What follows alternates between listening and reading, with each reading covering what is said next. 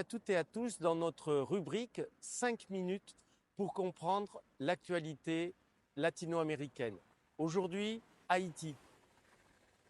Haïti traverse depuis plusieurs années une crise profonde et depuis quelques jours, cette crise se répand, s'approfondit, inquiète la communauté internationale. Un nom jaillit depuis quelques jours, barbecue.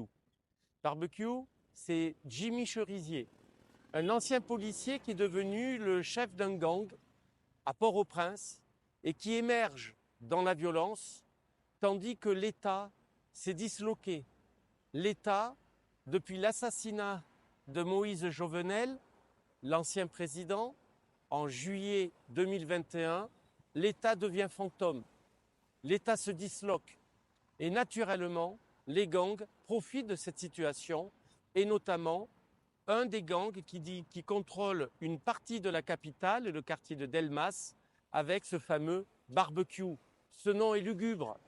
Il renvoie à la fin des années Duvalier, la dictature de François et de Jean-Claude Duvalier dans les années 50 aux années 80, à ces pratiques des tontons macoutes, à cette pratique qui consistait à brûler des pneus en les mettant autour des cous de ceux qui étaient condamnés à mourir.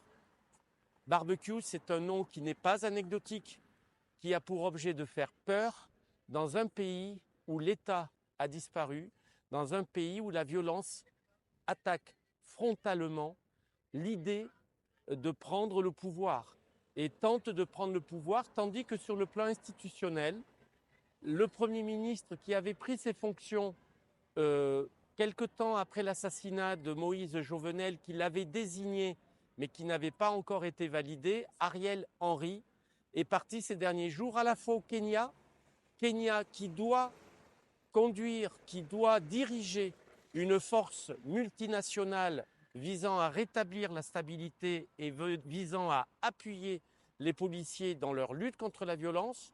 Mais Ariel Henry, au lendemain du Kenya, est allé aux États-Unis et depuis ne peut plus rentrer à Port-au-Prince. Il est actuellement à Porto Rico et Jimmy Cherizier, barbecue, a fait une condition absolue du non-retour de Ariel Henry sous peine d'entraîner Haïti dans une guerre civile.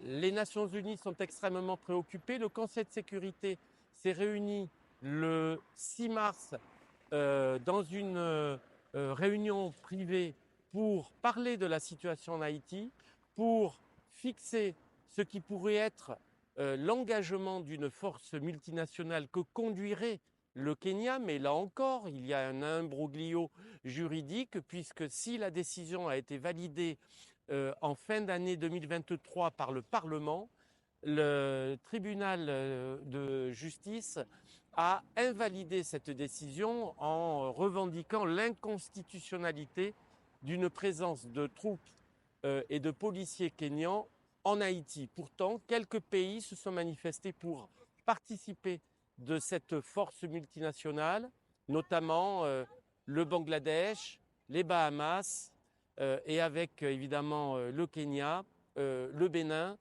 la Barbade ou le Tchad. Haïti connaît une crise extrêmement profonde, crise politique par définition, crise de sécurité, crise socio-économique et évidemment une crise migratoire parce que depuis 3 ans, de nombreux migrants haïtiens ont quitté l'île vers l'Amérique centrale, notamment en rentrant par le Panama.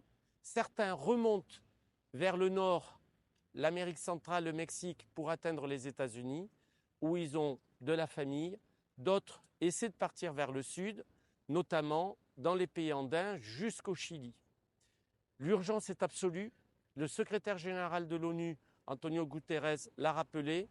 La communauté internationale le rappelle également, notamment les États-Unis, mais également la France. Et comme nous le voyons à travers la force multinationale qui pourrait être déployée de nombreux pays, notamment latino-américains, mais également africains, l'engagement le mois dernier, parce qu'il présidait le Conseil de sécurité de l'ONU, du Guyana et de Irfan Ali, le président, a été extrêmement fort, mais là encore, Irfan Ali qui préside la CARICOM, c'est-à-dire cette union de parties des pays des Caraïbes, est lui-même confronté à une crise avec son voisin, le Venezuela. Bref, l'imbroglio est total, l'insécurité perdure et naturellement, ce sont les populations, notamment de la capitale, les populations civiles, qui souffrent de cette situation. Des milliers de déplacés, de trop nombreux morts, 1700 depuis le mois de janvier. Bref, la situation est d'une urgence absolue. Haïti a besoin de cet engagement international pour essayer de retrouver, autant que faire se peut, la voie vers un retour de la stabilité.